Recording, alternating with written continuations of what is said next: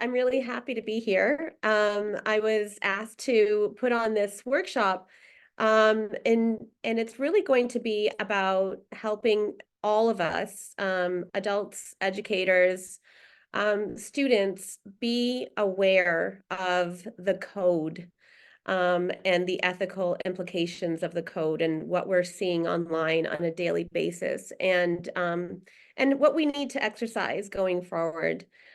Because so much is coming at us, and I think so much is changing at such a rapid pace. However, what's not keeping up, in my view, is our ability to think critically and use a lot of discernment, which is going to be a challenge moving forward, especially for teachers. So you can see this okay, I hope. I'm on the Unveiling Bias in AI. It is definitely reshaping our world. But what I'm going to be talking about today really is, what are the hidden biases that we're not aware of? And how are they being created?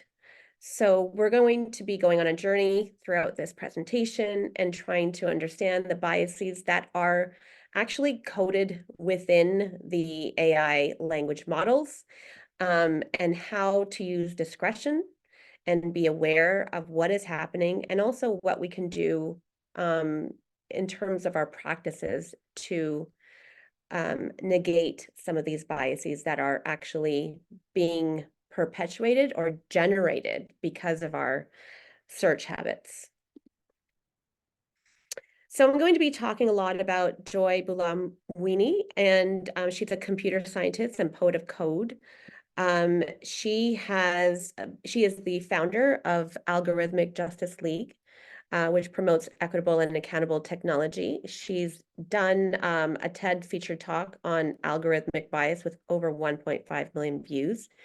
And she's an MIT thesis expert. She did her thesis on exposing the racial and gender bias in AI services from major companies such as Microsoft, IBM, and Amazon.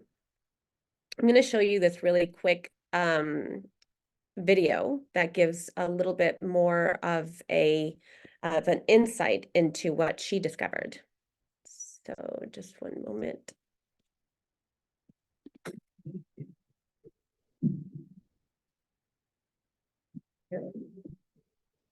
During my first semester at MIT, I got computer vision software that was supposed to track my face. It didn't work until I put on this white mask. I'm thinking, all right, what's going on here? Is it the lighting conditions? Is it the angle at which I'm looking at the camera, or is there something more? That's when I started looking into issues of bias that can creep into technology. Our ideas about technology that we think are normal are actually ideas that come from a very small and homogeneous group of people. Vast amounts of data at incredible speeds. Everybody has unconscious biases, and people embed their own biases into technology. This kid got stopped as a result of facial recognition misidentification, and then used that as justification to search you. This is an innocent child. Racism is becoming mechanized. Systemic issues are only going to be hardwired into new technologies. It's not just face classification, it's any data-centric technology. Every day, we are all being scored. Who gets hired? Who gets housing? I am making predictions for your life right now. The people who own the code deploy it on other people, and there is no accountability. Management at Atlantic Towers wanted to install the facial recognition software. Pretty much turn this place into Fort Knox. The technology is being rapidly adopted, and there are no safeguards. We are socially controlled in a way that we don't see. Technology that analyzes faces could be biased, but the company is pushing it anyway. What demographic is it most effective on? White men. Show me that it's going to be fair, that it's legal before you put it out. That's what we don't have yet. It's going to take people coming together, striving for justice in this age of automation.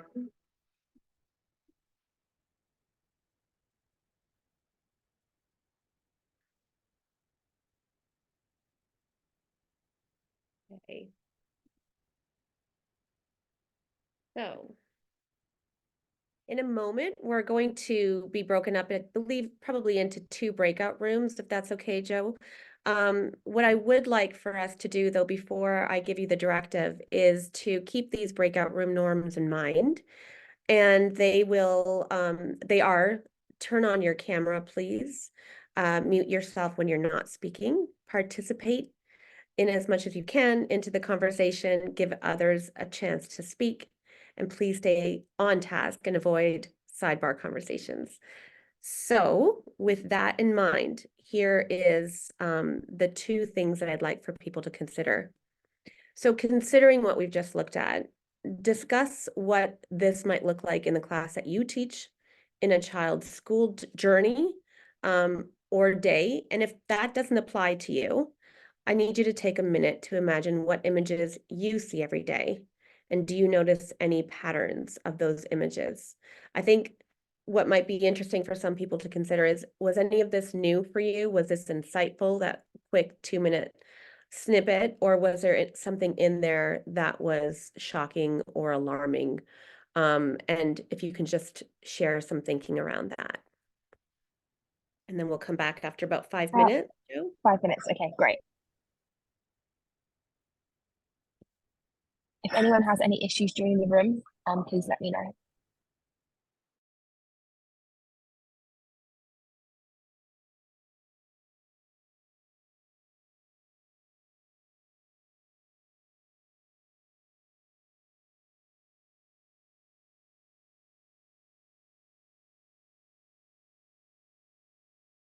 Okay.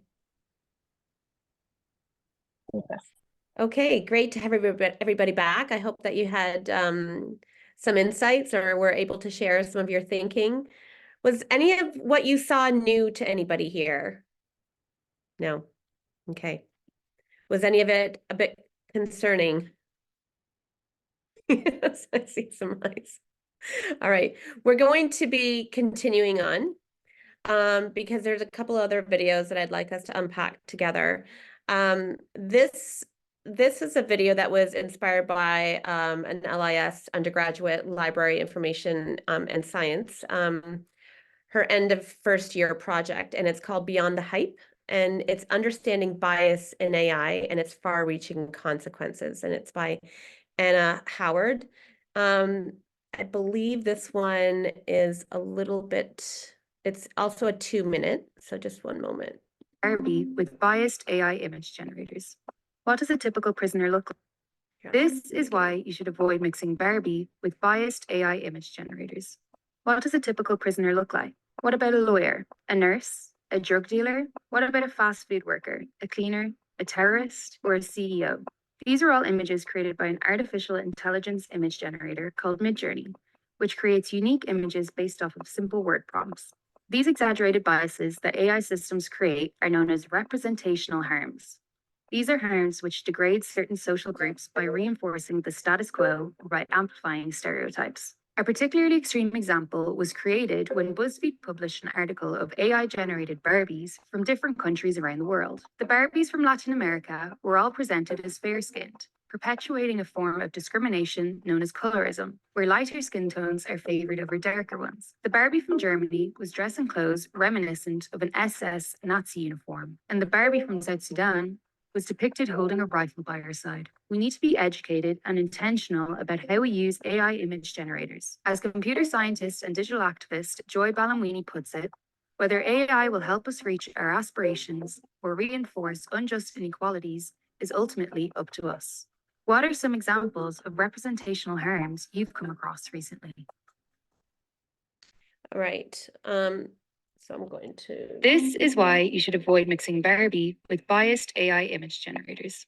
What does a typical prisoner look like? What about a lawyer? Go back here. All right. We're going to be watching something a bit later that extends on that video. It was just a snippet. But I remember the first time I took a look at that, I was actually shocked and realized that, in fact, a lot of those representational images or representational harms were being perpetuated by the images that I was becoming used to online. And I think once we become aware of it, it makes it a lot easier for us to be able to teach that to our students or to each other. So I wanted us to think about this, and we can have, maybe a 2 to 3 minute conversation about what some of the examples of representational harms we've come across lately. And whether that's been something online, whether that's been through an AI language model. Would anybody like to share something that they might have noticed recently? So I've seen a lot of, there's a lack of awareness around these representations and where they're coming from. And also I was at a conference recently where when some of us grew up, what you read or what you saw was always true. So how do we educate the younger generations about the fact this isn't necessarily the truth? Right. And that's the most difficult thing. There's so many things at the moment, things that we're seeing on the news, there are representational harms as well. Yes. Yeah, if you type into Google as well, African child, a child appears outside a hut with no shoes on. Actually, that's not what all African children look like. Exactly. So it just continues, and I think the news at the moment isn't helping. I was in America, and Fox News was saying 4 immigrants perpetrated this crime. Absolutely. So I think it really worries me. And when I saw your videos, I was very concerned. Anyway. Thank you. Would anybody else like to share? The thing with the Barbies, it's I saw something, it wasn't so recently ago, maybe like a month or so back. I saw a post about average person from each state or something like that.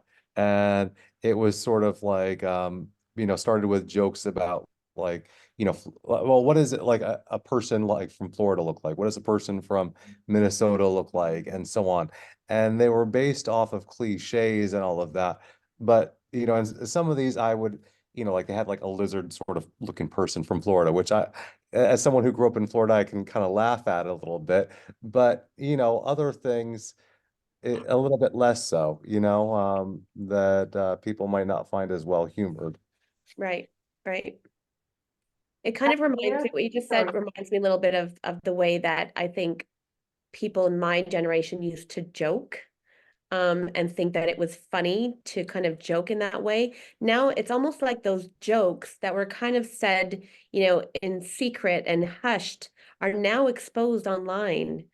And those representational harms, or those, possible jokes that people themselves who are being ridiculed or criticized in those contexts might themselves laugh about, are being shared and exposed very widely, so that people who aren't even aware of such groups already develop an opinion of these groups. And I think that's the part that's really scary. It's almost like all of those awful jokes are now exposed and perpetuated. That was a really good point. Thank you. All right, I'm going to move on. We're going to be looking at or considering the human touch. So, human creators, when you think about it, these representational harms, these biases, where are they coming from? It's not just coming out of thin air. It really is coming from the people who are injecting these representational harms and ideas into the code, which is what I began with, which leads to skewed outcomes. But it's essential for us to recognize and address these human influences to mitigate AI bias. And it was funny, I was in a conversation recently with somebody who said, but it's only exposing us and our biases. It's only exposing what, or it's almost like it's putting a mirror in front of us and what we have already been thinking and perpetuating through our languages or our mental models.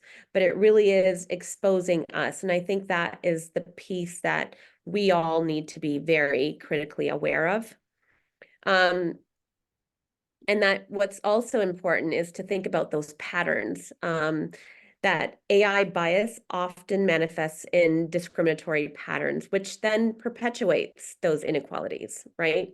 And I think what we are tasked with doing, especially as educators, is helping our students to identify those patterns, because that's what's going to be crucial for creating fair and ethical AI systems in the future. For this next video, I'm going to ask, and this is the Barbie video that's more extensive. And as I understand it, it's since then been taken off the internet, but I could still access it. I did put warning, viewer discretion is advised, because it's a bit disturbing. What I do want as a woman myself to see these representational harms being perpetuated. And I want you to just look at some of the patterns, look at some of the things that keep on recurring with the different images of Barbie in different countries. And then I want us to have a little conversation about what we saw and why we think we're seeing it. So I'm hoping that you might have pen and paper nearby. If not, I'll give you a second. And it actually, it wasn't on for very long. It received 32,486 views as of August 11, 2023. And I think it wasn't on for more than a few weeks. So it is a now deleted article on what AI thinks Barbies would look like from different countries around the world. As I said, it contains extreme forms of representational bias, including colorist and racist depictions, which AI generators are often prone to doing.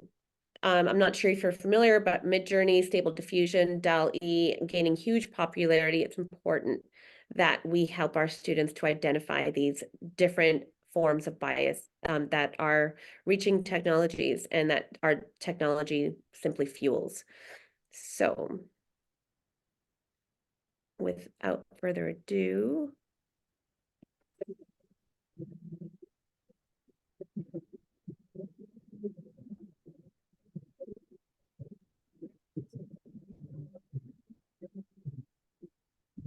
Is there sound, Gioia, or is it no sound? there is sound. Do you not hear it? Do you not No, I hear this? can't hear the sound. No, we can't. Oh, you can't hear it. Hang on one second. Sorry, there is music with it. Do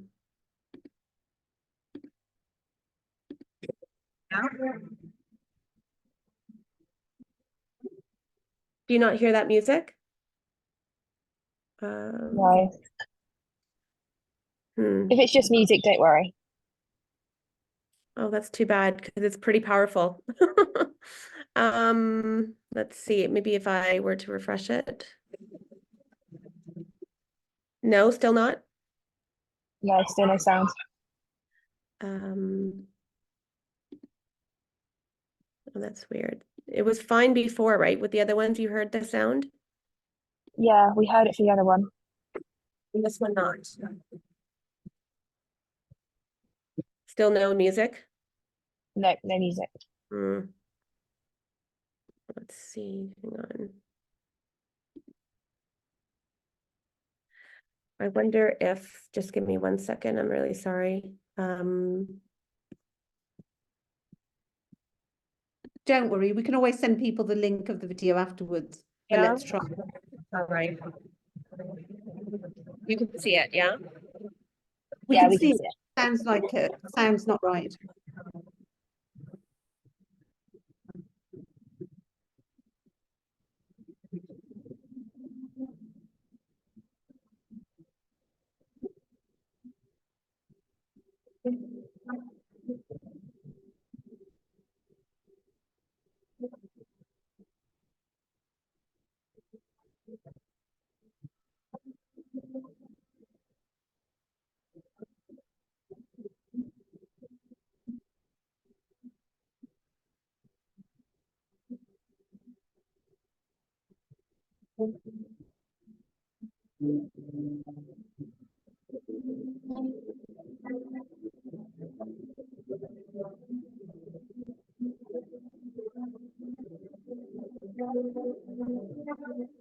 Gioia, we can't hear the video properly, so I don't know whether we just send people the link.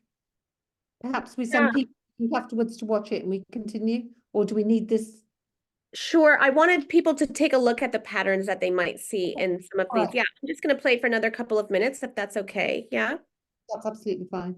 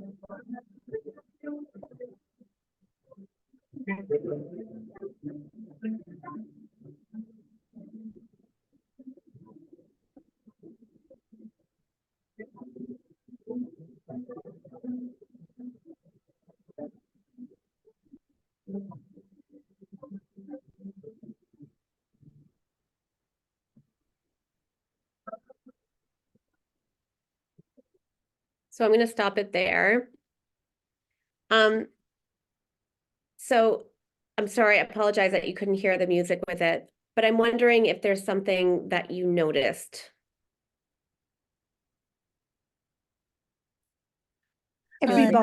I noticed the cult of beauty is still very dominant. The hair is very long and lustrous. Obviously, the girls are very young. There's a rather vacant stare from their eyes.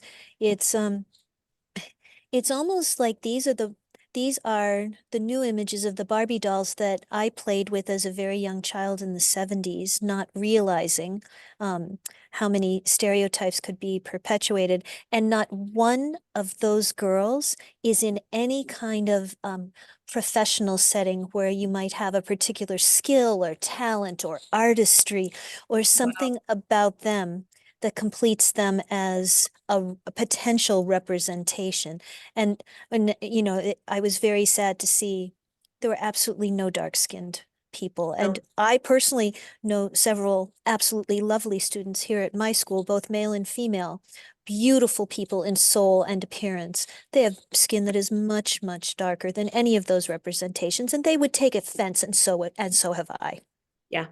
Yeah. Thank you so much, Vivian. It really is disturbing, which is why I added that piece about viewer discretion is advised. And thank you so much for noticing the fact that not one of those, you will be receiving the link, and then you can watch it with the music, which is quite powerful in the background. But what you brought to light was that none of these women were represented in a professional setting. That's something I had not even noticed. Which goes to show you that you know what has been embedded in my narratives and my psyche and my schema as well, which is really frightening. Benjamin, would you like to share any thinking? Yeah, you know, likewise, I was just really surprised by how white some of these Barbies were in places where there people are not that white. You know, there are like, I don't want to like, so I saw the Azerbaijan one, which caught my attention, and you know, in particular, and I would say that, you know, this is a country that is not without people who look like that. But if I were to think about, you know, what does an Azerbaijani woman look like?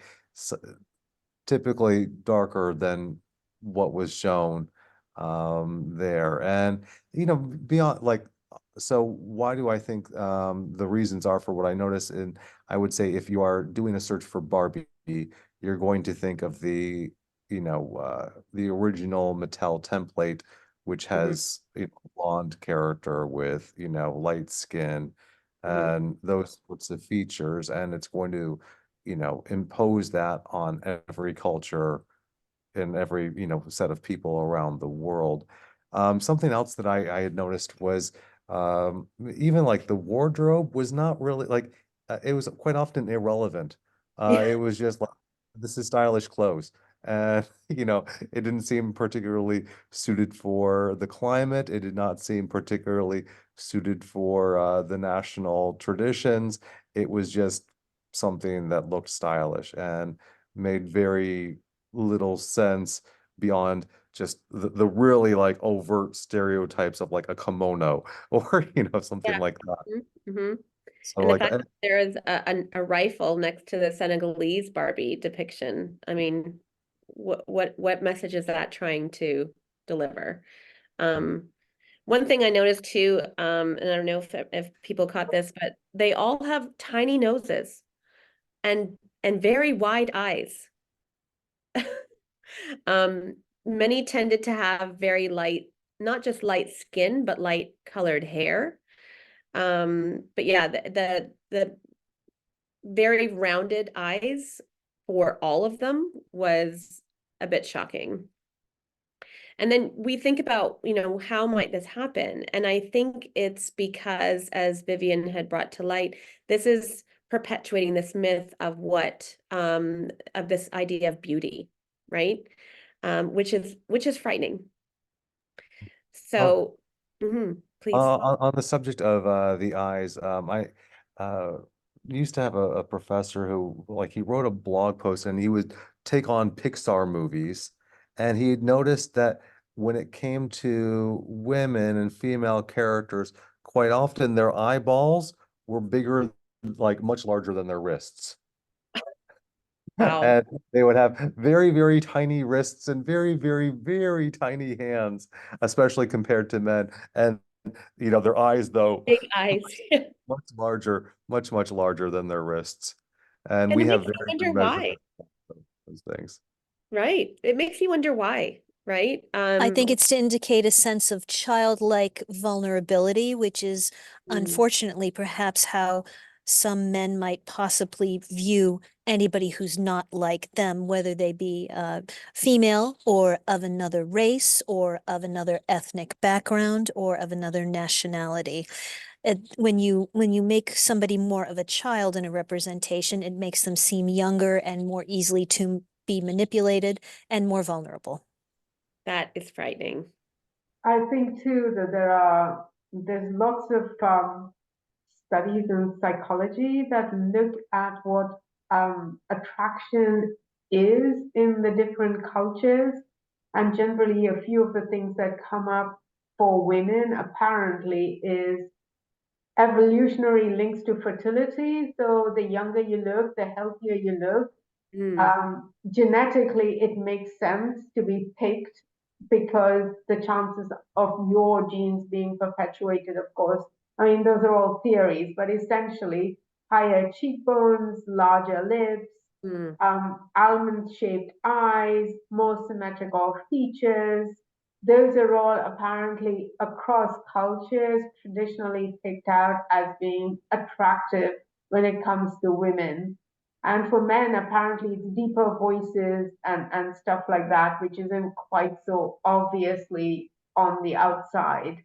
So I think you pick on a few of those things and then you perpetuate it by making it bigger, more obvious, more stereotypic, put it out there over and over and over, and then that becomes what people accept. There's also loads of evidence that the more you see something, similarity actually leads to attraction. So the more you see something, the more familiar you are with it, the more you actually find it attractive, even if you might not have started off thinking that. So put something out there often enough and it actually becomes attractive. So actually on all those subliminal levels as well, it's really, really dangerous. But yeah. That's a really good point. It's almost as though the more you see it, the more you accept it, and the more you think it's true. That's a really good point. All right, I'm going to be moving on. Because we're really talking about ethics here, aren't we? And we're really thinking about, how can we leverage AI? Because I don't want to give the impression that it's all about doom and gloom, but we do need to equip our students with being able to recognize those, the harms and the disequity or inequity that's happening in what we're seeing and how it's being generated by what we're adding to it. And so we need to think about the data gap, how that can perpetuate bias in AI, which is often a reflection of those historical inequalities. So I'm going to move us on to our responsibility. This is, I'm hoping that this will work because it's getting into how AI image generators make bias worse. And I want us to think about, as we're watching this video, I want us to think about bias, the concepts of bias, the concept of fairness, and also virtue signaling. A lot of people are not familiar with that concept, and I've put in a couple of examples at the bottom there. So that's when people tend to post opinions that they normally wouldn't share on social media in order to gain popularity, or jumping on a trend in order to look better to your peers, no matter what your true opinion might be. So I'm hoping that this is going to work. So what is ClickUp? ClickUp is an all-in-one. Did you hear that? Okay, good. Right, here we go. Productivity software where you can manage everything and anything. This is why you should avoid mixing Barbie with biased AI image generators. What does a typical prisoner look like? What about a lawyer, a nurse, a drug dealer? What about a fast food worker, a cleaner, a terrorist, or a CEO? These are all images created by an artificial intelligence image generator called Midjourney, which creates unique images based off of simple word prompts.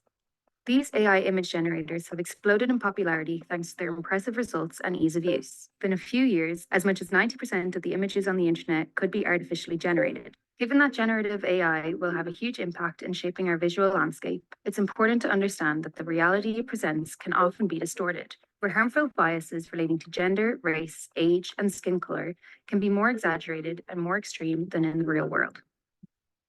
Leonardo Nicoletti and Dina Bass at Bloomberg Technology generated and analyzed more than 5,000 images created by Stable Diffusion. They prompted it to generate portraits of workers in different professions and sorted the images according to skin tone and perceived gender. They found that higher paying professions like CEO, lawyer, and politician were dominated by lighter skin tones, while subjects with darker skin tones were more commonly associated with lower income jobs like dishwasher, janitor, and fast food worker.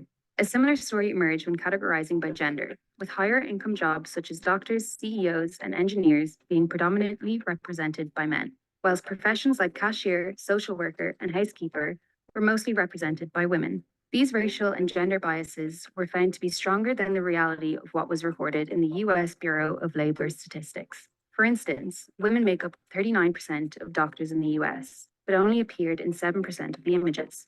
These exaggerated biases that AI systems create are known as representational harms. These are harms which degrade certain social groups by reinforcing the status quo or by amplifying stereotypes. A particularly extreme example was created when BuzzFeed published an article of AI-generated Barbies from different countries around the world. The Barbies from Latin America were all presented as fair-skinned, perpetuating a form of discrimination known as colorism, where lighter skin tones are favored over darker ones. The Barbie from Germany was dressed in clothes reminiscent of an SS Nazi uniform, and the Barbie from South Sudan was depicted holding a rifle by her side.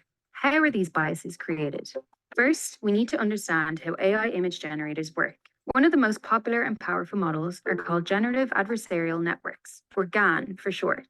They have two parts: the generator, which acts like a forger that makes fake images and tries to pass them off as real, and the discriminator, which acts like a detective, trying to figure out if the generator's images are real or fake. The discriminator has been trained on data sets of lots of real images, so it has an idea of what to look out for. When it identifies a fake image, it tells the generator where it went wrong. The generator then tries again to fool the discriminator. They both play this game over and over and over again, trying to compete against each other until eventually the generator gets really good at fooling the discriminator. A feature common amongst all AI image generators is that the quality of the outputs will depend on the quality of the datasets, the millions of labeled images that the AI has been trained on. If there are biases in the dataset, the AI will acquire and replicate those biases. But there is no such thing as a neutral dataset. As Melissa Terrace puts it, all data is historical data, the product of a time, place, political, economic, technical, and social climate. If you are not considering why your data exists and other data sets don't, you are doing data science wrong. The bigger problem is not that AI systems simply reflect back the prejudice baked into their data sets. It's that in many instances, they fuel and exacerbate these biases through feedback loops. For AI image generators trained on biased datasets, they will fill the internet with biased images, which will then be fed back into datasets for other AI image generators that will then create even more biased images, and so on and so forth, thus creating a vicious feedback loop which will both spread and intensify existing biases. So, how do we stop this from happening? Resolving the problem goes beyond a technical question of simply using better, more representative datasets.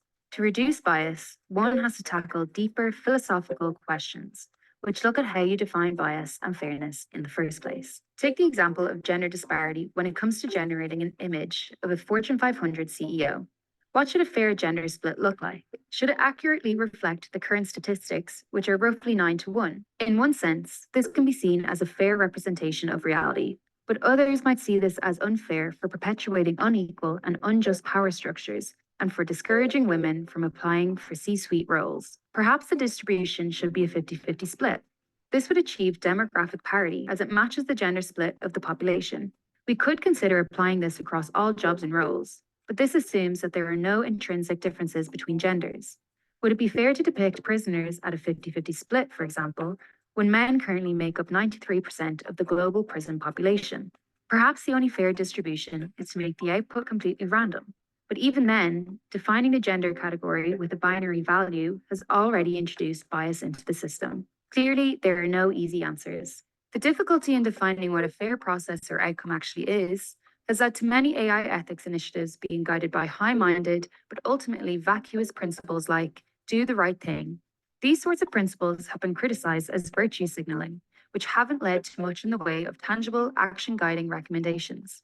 If self-governance by tech companies is not enough to mitigate AI harms, we might look to governments to pass laws and regulations.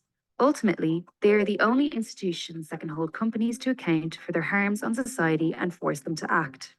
To address representational harms caused by generative AI, lawmakers could establish oversight bodies to deal with complaints over biased images. Tech companies could be forced to update their algorithms or retrain their AI on better datasets. Regulators could also impose standards on the quality of training datasets, requiring them to be transparent, diverse, and more representative. But whatever laws and regulations are put in place, their timing will be crucial. The Collingridge dilemma, named after the sociologist David Collingridge, highlights the difficulty in regulating dynamic technologies like generative AI, whose full effects and consequences are only understood as time goes on. If lawmakers legislate too early, they may come up with ineffective and irrelevant policies, leading to a loss of legitimacy amongst the public and feeding perceptions of out-of-touch bureaucrats dealing with technologies they don't understand. Mr. Chu, does TikTok access the home Wi-Fi network? Only if the user turns on the Wi-Fi. I'm sorry, I may not understand the. So if I have a TikTok app on my phone and my phone is on my home Wi-Fi network, does TikTok access that network? However, if lawmakers wait too long to understand a technology's impacts and harms, by the time they act, it may be too late for them to control. The technology will have been widely adopted and now be too deeply integrated into people's lives for meaningful change to happen. So, has Pandora's box already been opened? Or can we guide generative AI towards a path that better serves our needs and build a fairer society in the process? As computer scientist and digital activist Joy Balamwini puts it, whether AI will help us reach our aspirations or reinforce unjust inequalities is ultimately up to us. At LIS, the London Interdisciplinary School, we believe that solutions to the world. So, thinking about that and what you just saw, For me personally, I think about living in Germany. I think about how there's a lot of regulations on GDPR. And in terms of what types of data we are releasing to the public. I don't know if that's the same in the places where you live. And I'll be honest with you, sometimes I think, oh, they're just being too strict and I don't care, I'll just give everything away. But by being so open, I think what I am not realizing is what I'm doing, which is perpetuating and allowing for these data sets to be continuously adding more harm to what is being coded. Are there any other thoughts on what that might look like where you live? So for us in the UK, again, GDPR is really strong. And I think the more you watch that video, the more overwhelming and complex it becomes. Because there's no easy fix, really. No. And I again think it comes back to us using that critical thinking, human intelligence in saying, actually, is this true? We know that's not the right data. And I really think, you know, as educators, making sure that the students in our classrooms know that is really important. I just think there's no quick or easy fixes where it'll be righted. It won't be. No, because going with that fact about when they were showing the gender disparities of, you know, C-suite positions and whatnot, even though it still seems to be perpetuated in real life that it's a 9-to-1 ratio of men to women, trying to repair it by replacing it with or you know skewing the data, is that the answer? Right? No, I don't think so. But yeah, it's a difficult question. Okay. I'm going to go on to some of the tools that you might want to consider using in your classrooms. And I'm not sure if you're familiar with the ladder of inference, but it's something that we have been using at our school in some of our classrooms. And it really does help, not just at the subject level, but in situations like this, when you're wanting your students to really use discretion about what they're seeing online, what they're reading about online, and even when they're considering different perspectives to current events.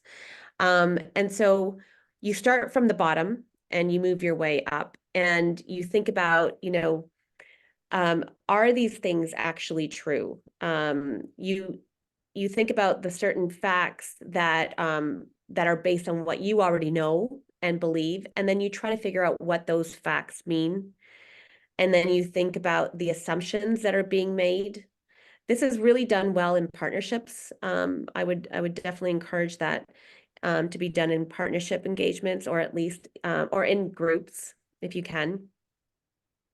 And then also thinking about the conclusions that we're making. What decisions are we making based on what we think are the facts? And then how those conclusions then have an impact on our actions. And then how these things basically shape what we believe. So I think going through those different levels is really helpful for students, because especially when you think about what, as was mentioned before, what we're seeing, and if we continually just take it at face value, and we see it often enough, we start to think it's true. And so helping our students understand that sometimes our beliefs can make us skip steps and jump to conclusions, which is not what we want them to do.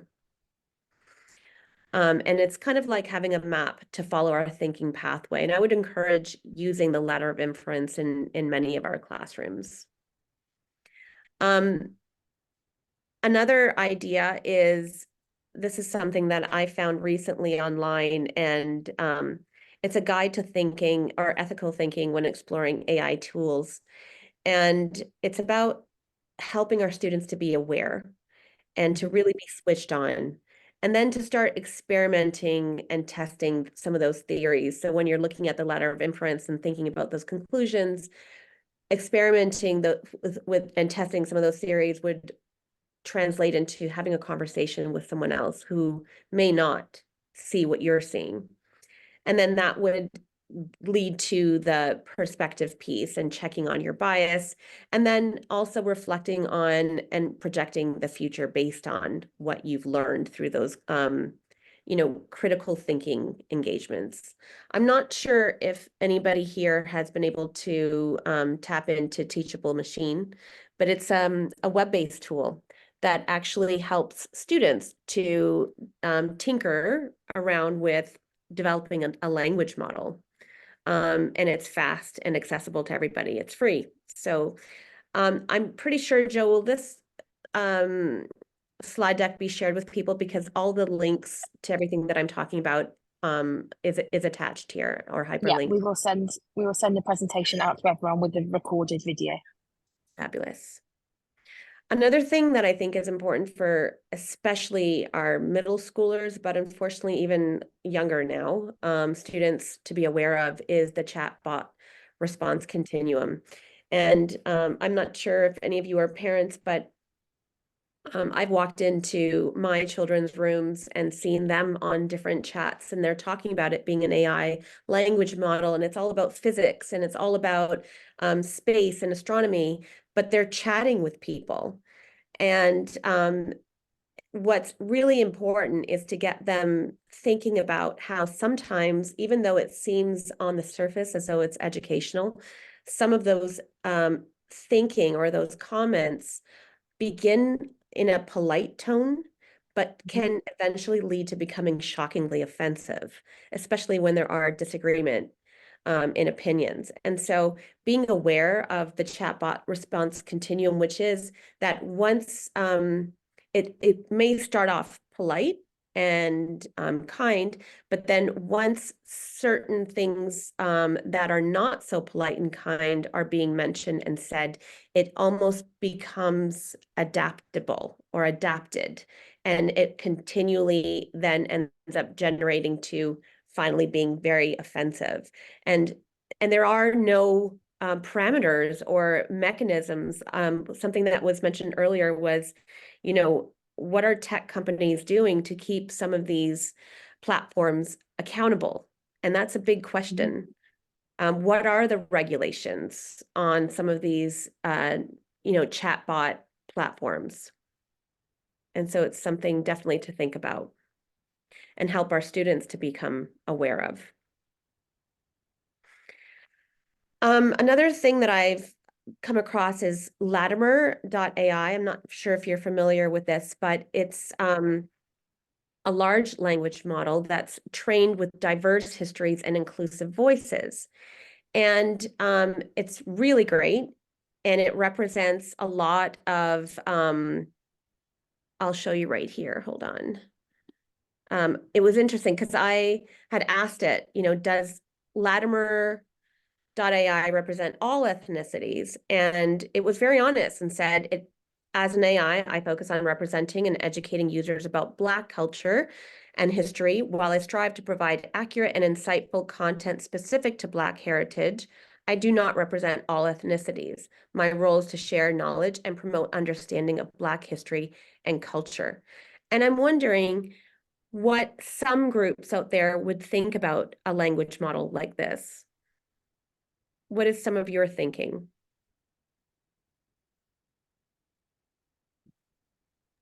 Well, and of course, there's going to be some people who will see something like this and say, that's reverse racist, or, right. Why can't we do this for white people? And, they'll make their own white power AI because they'll see it as equivalent.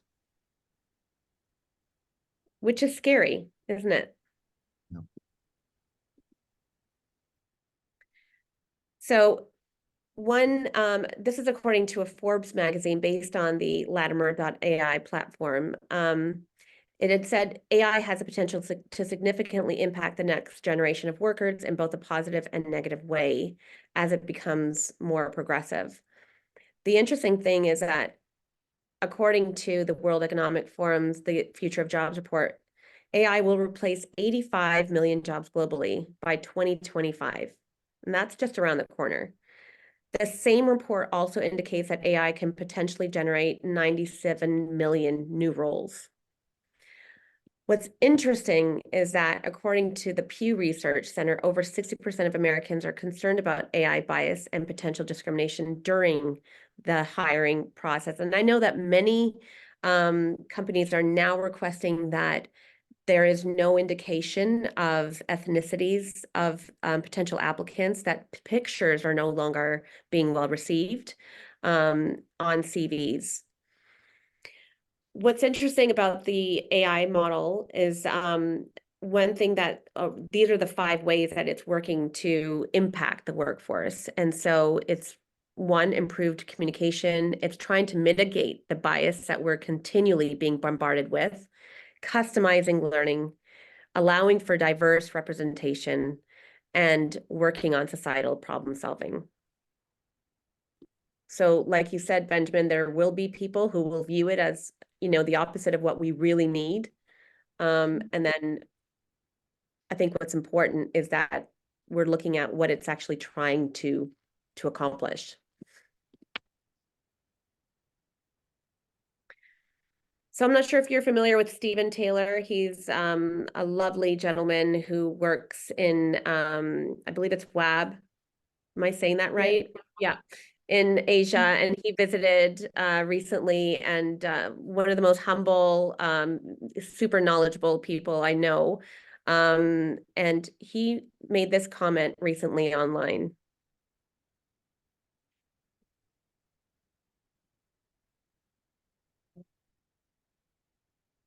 And I think ultimately this is what it's about. It's about helping our students to really determine truth and to value in what we see here and create. Is going to be a massive challenge moving forward. And not to be afraid of that challenge, to be very open about it, and to almost try to empower our students to really think about this being a massive job going forward.